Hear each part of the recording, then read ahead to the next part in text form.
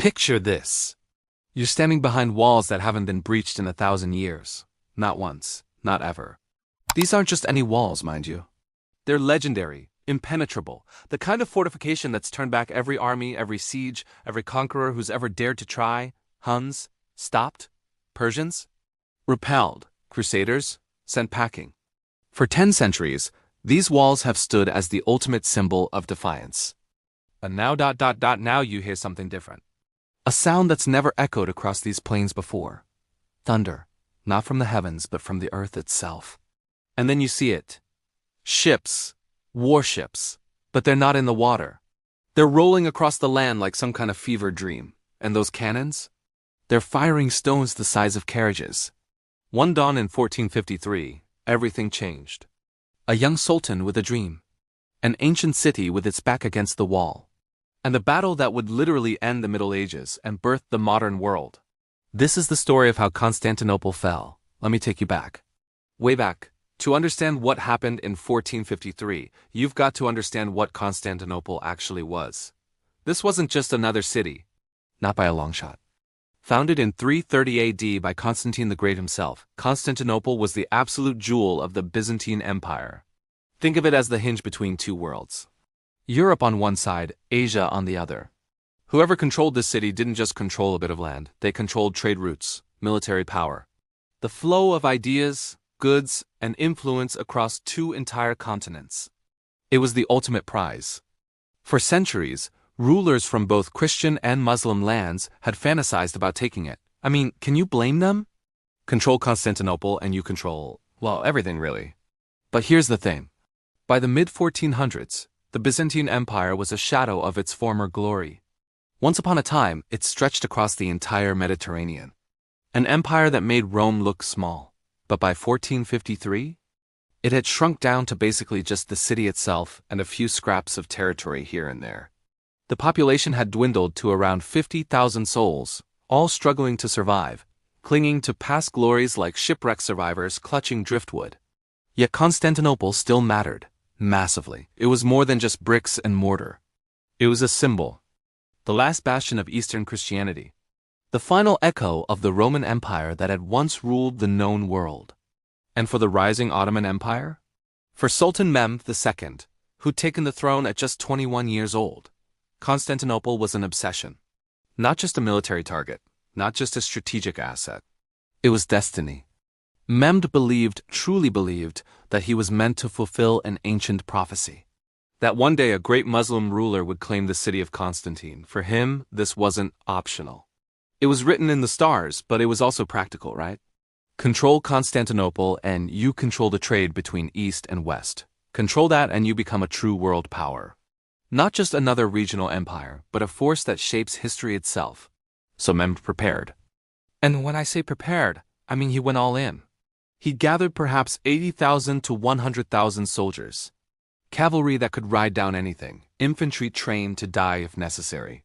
Archers who could blot out the sun, and his elite janissaries. These lads were something else entirely. Taken as boys, trained from childhood, utterly loyal. They were the Ottoman equivalent of special forces, except they'd been conditioned their entire lives for one purpose: to serve the Sultan without question. But here's where it gets interesting. Mehmed's greatest weapon wasn't his numbers. Wasn't his cavalry. Wasn't even his legendary janissaries. It was technology. Mehmed had done something clever. He'd hired a Hungarian engineer named Orban, a bloke who designed cannons larger than anything the world had ever seen. His masterpiece? The Great Bombard. Imagine a bronze monster over 8 meters long, firing stone balls that weighed nearly half a ton each. These weren't your grandfather's cannons. These were weapons that could shatter walls that had withstood every attack for a millennium. On the other side of those walls stood Emperor Constantine XI. He had perhaps 7,000 to 8,000 defenders. That's it. To put that in perspective, they were outnumbered roughly 10 to 1. Among his forces were about 2,000 Genoese mercenaries, commanded by a seasoned fighter named Giovanni Giustiniani. These were proper soldiers, experienced in siege warfare. The kind of men you want beside you when the world's ending.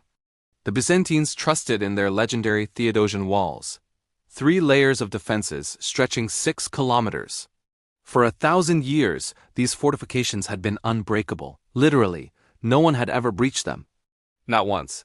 But 1453 was different. Because the defenders were about to face something entirely new, the thunder of gunpowder. The crushing, relentless power of Mem's artillery. The old world of swords and stone was about to collide head-on with the new world of fire and iron, and honestly, it wasn't going to be a fair fight. Now, on the 6th of April, 1453, everything kicked off. The Ottoman army appeared outside the city like a dark tide. Tents stretched across the plains as far as the eye could see. The giant cannons were rolled into position, their bronze barrels gleaming in the morning sun.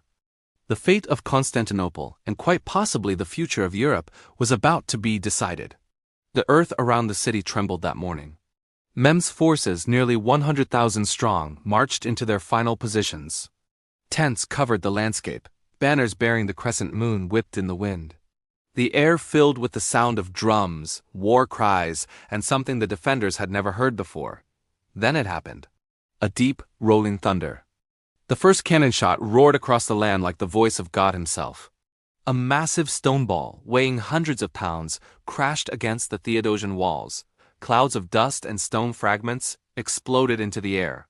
For the first time in 1,000 years, the defenders heard their supposedly impregnable walls being struck by weapons built not of wood and iron, but of fire and gunpowder. The siege had truly begun. Mehmed divided his army into 3 massive sections. Smart move, really. On the right wing, soldiers from Anatolia, what we'd call modern-day Turkey. On the left, troops from the Balkans. And right at the center, opposite the strongest stretch of the walls, stood the Janissaries, the elite corps. The best of the best. Behind them, those giant bombards were positioned like prehistoric beasts. The great bombard, Orban's masterpiece, was so massive it needed a team of 60 oxen just to move it. Every time it fired, the ground shook like an earthquake. Buildings miles away rattled. The psychological impact alone was devastating. The Ottomans also controlled the seas. Mem's fleet, more than 100 warships, gathered outside the Golden Horn and the Sea of Marmara. But the Byzantines had a trick up their sleeve. A massive iron chain stretched across the mouth of the Golden Horn harbor. As long as that chain held, Ottoman ships couldn't force their way inside and attack the weakest part of the city's defenses. It was brilliant, really. A medieval version of a force field. Inside Constantinople, Emperor Constantine XI walked the walls to rally his men. Only 7,000 to 8,000 defenders against an Ottoman tide. Among them, the most crucial were those 2,000 Genoese mercenaries under Giustiniani. His experience in siege warfare made him absolutely indispensable. Wherever the fighting was fiercest, wherever the walls looked ready to crumble, Giustiniani and his men would be sent. They were the fire brigade, basically. The last line of defense. The days that followed became a brutal, exhausting rhythm. The cannons thundered by day, tearing stones from the ancient walls. By night, Byzantine soldiers worked themselves to the bone repairing the breaches, filling them with earth, wood, rubble, whatever they could find. Mem's infantry launched repeated night assaults, climbing ladders into storms of arrows, rocks, and boiling oil. Again and again, they were driven back with heavy losses, but Mem didn't relent. He believed time was on his side. Every cannon shot weakened the walls. Every assault tested the defenders' strength and resolve. Slowly, inexorably, the ancient fortress was being worn down. For the Byzantines, hope flickered only once. On the 20th of April, 3 small Christian supply ships, escorted by a large Byzantine vessel, attempted to break through the Ottoman blockade.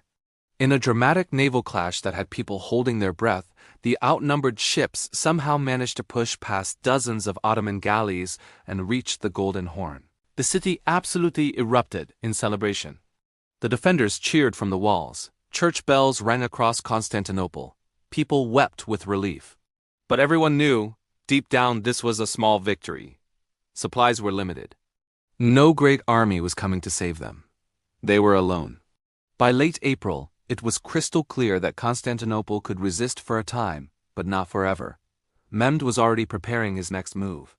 A plan so audacious, so utterly bonkers, that it would change the course of the siege.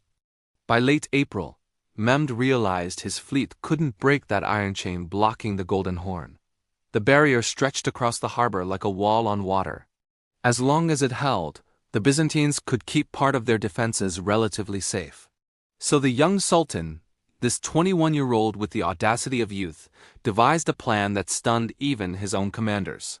If his ships couldn't sail into the harbor, he'd carry them overland. Let that sink in for a moment. Carry ships. Overland. Mehmed ordered a path to be cleared over the hills of Galata, the district north of the Golden Horn. Wooden planks were laid down, greased with animal fat to make them slippery. One by one, Ottoman galleys were dragged out of the water, placed on rolling logs and hauled across the land by teams of oxen and hundreds of men.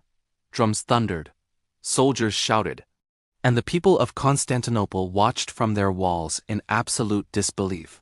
This was impossible. Yet it was happening. On the morning of the 22nd of April, the impossible became reality.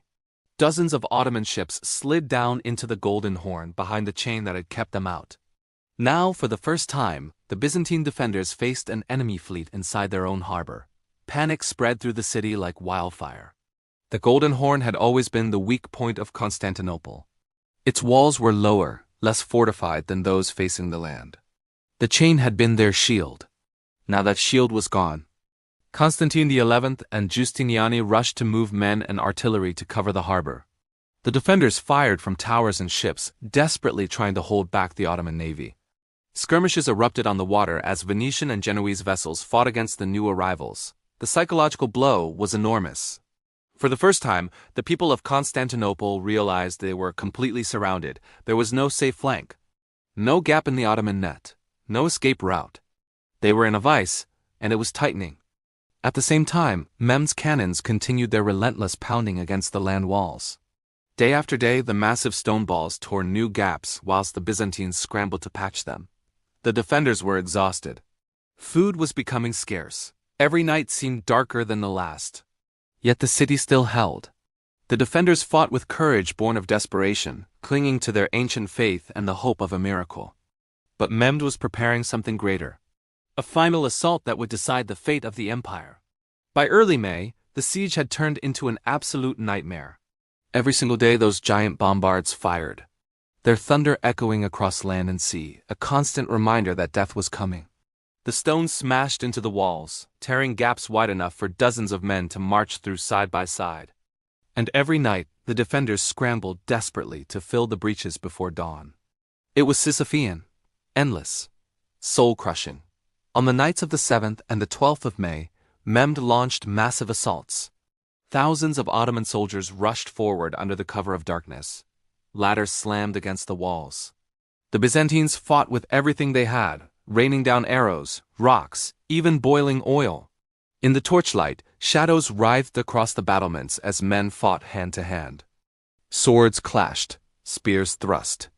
Screams of the dying filled the night air. At one breach, Janissaries surged forward with their terrifying discipline. Shields raised, voices chanting, they advanced step by step despite the storm of missiles. On the walls above, Giustiniani's mercenaries hacked and stabbed, pushing ladders back, toppling men into the darkness below. When the fighting ended, the ground was littered with bodies. Ottoman casualties were staggering. But the city still stood. Constantinople was bleeding, badly, but alive. Inside the walls, the people prayed endlessly in the Hagia Sophia, the great church of the city. They lit candles, sang hymns, begged for divine intervention. Every rumble of the cannons shook the building's golden dome, reminding them that their world was literally collapsing outside those sacred walls. By mid-May, Mehmed grew impatient. He pushed his men harder. Fresh attacks battered the defenders almost every night. The Ottoman soldiers dug trenches, built ramps, brought smaller cannons closer to the walls, firing point-blank into the stone. The defenders, exhausted and hungry, began to falter. You could see it in their eyes, the 1,000-yard stare. The realization that the end was coming. Still, Constantine XI refused to surrender. He walked the walls daily, speaking to soldiers by name, reminding them they were the last guardians of Rome's legacy. His courage kept hope alive, but everyone knew the city couldn't last forever. The clash of fire and steel continued day after day, night after night. Constantinople was becoming a graveyard. Yet its people held on, waiting for the storm they knew was coming, Mehmed's final all-out assault. On the night of the 28th of May, 1453, Constantinople was eerily silent. For weeks, the city had endured cannon fire, assaults, and hunger. Now everyone knew the end was near. In the Hagia Sophia, thousands gathered for a final service. Greeks, Latins, soldiers, civilians all prayed together. For one night, old divisions were forgotten. They were all just humans, facing oblivion. At dawn on the 29th of May, the storm began. Mehmed unleashed his full fury, drums thundered, horns blared, and waves upon waves of soldiers rushed forward. The first assaults were by irregular troops. Ottoman volunteers, basically cannon fodder, sent to wear down the defenders. They charged, shouting and climbing ladders, but were cut down by arrows and swords. Their blood stained the moat red, but they'd done their job. They'd exhausted the defenders. The second wave followed, regular troops from Anatolia and the Balkans. They pressed the walls harder, literally filling the breaches with their dead as they tried to climb over their fallen comrades. Arrows darkened the sky. Rocks crashed down. The defenders fought like men possessed. Still, the pressure grew. Then came the third wave, the Janissaries, Mehmed's elite. His pride and joy. They marched forward in silence at first, shields raised, their discipline absolutely chilling to behold. When they reached the breaches, they roared as one and surged upward like a human tsunami. The battle turned into complete chaos. Swords clashed, shields shattered. Men grappled hand to hand on the walls, fighting over every inch of stone. Then disaster struck. Giustiniani was gravely wounded, struck by a projectile. He was carried away, bleeding profusely. His loss shook the defenders to their core. Morale, already hanging by a thread, collapsed. At a section of the wall known as the Kirkaporta Gate, a small postern door had been left unsecured in the chaos. Ottoman soldiers found it and forced their way inside. Soon after, a larger breach opened under relentless cannon fire. Janissaries poured into the city like water through a broken dam. Realizing the walls were lost, Emperor Constantine XI did something extraordinary. He threw off his imperial regalia, the symbols of his rank and power, and fought as a common soldier. Sword in hand, he led his men into the melee. Witnesses later claimed his last words were something like, "The city is lost, but I shall not live as less than an emperor." Surrounded by enemies, he disappeared into the press of battle, never to be seen again. His body was never conclusively identified, a mysterious, tragic end for the last Roman emperor. By mid-morning, the defenders were completely overwhelmed. Ottoman banners rose above the towers. Soldiers swarmed through the streets. The gates were thrown open and Mehmed's army surged into Constantinople like a flood. After more than 1,000 years, the city had fallen. The Byzantine Empire was no more. As the sun rose higher on the 29th of May, 1453, the banners of the crescent moon flew above Constantinople. The great city, once the jewel of the Christian East, had fallen. For 3 days, the Ottomans claimed their prize, as was the brutal custom of conquest. Churches, palaces, homes, all were looted. The cries of the conquered echoed through the streets. At last, Sultan Mehmed II entered the city. Riding through the gates, he gazed at the ruins of battle and the mighty Hagia Sophia rising above the skyline. He dismounted, entered the great church, and ordered it to be converted into a mosque. In that moment, Mehmed became known to history as Mehmed the Conqueror. For the Ottomans, it was a triumph beyond measure. Constantinople became their new capital, later called Istanbul, the heart of an empire that would last for centuries. From here, the Ottomans would expand deep into Europe, the Middle East, and North Africa, becoming one of the most powerful empires the world has ever seen. For the Christian world, it was an absolute disaster. The Byzantine Empire, the last remnant of Rome, was gone forever. Many in Europe were genuinely shocked. If Constantinople could fall, what city was safe? Fear spread across Christendom, and calls for new crusades echoed through royal courts, though they came far too late to matter. Yet out of this tragedy came change. Profound, world-altering change. The fall of Constantinople cut off traditional trade routes to the east, forcing Europeans to seek new paths by sea. Within decades, explorers like Columbus and Vasco da Gama would sail into the unknown, ushering in the age of discovery. Scholars fleeing the fallen city carried ancient manuscripts to Italy, fueling the Renaissance. Greek knowledge, preserved in Constantinople for centuries, flooded into Western Europe, sparking an intellectual revolution. Thus, the 29th of May, 1453, wasn't only the end of Constantinople, it was the end of the Middle Ages itself. A new world was beginning, shaped by gunpowder, exploration, and empires rising from the ashes of the old. One chapter closed. Another opened, and history, as it always does, marched on. So there you have it, the day an empire fell. The day the Middle Ages ended. The day a 21-year-old sultan proved that no wall, no matter how legendary, could stand against the march of history. Constantinople had stood for over 1,000 years. But everything, eventually, must change. If you found this story as fascinating as I did telling it, smash that like button. Subscribe for more deep dives into the moments that shaped our world. And drop a comment below. What historical siege would you like to hear about next? Cheers, and I'll see you in the next one.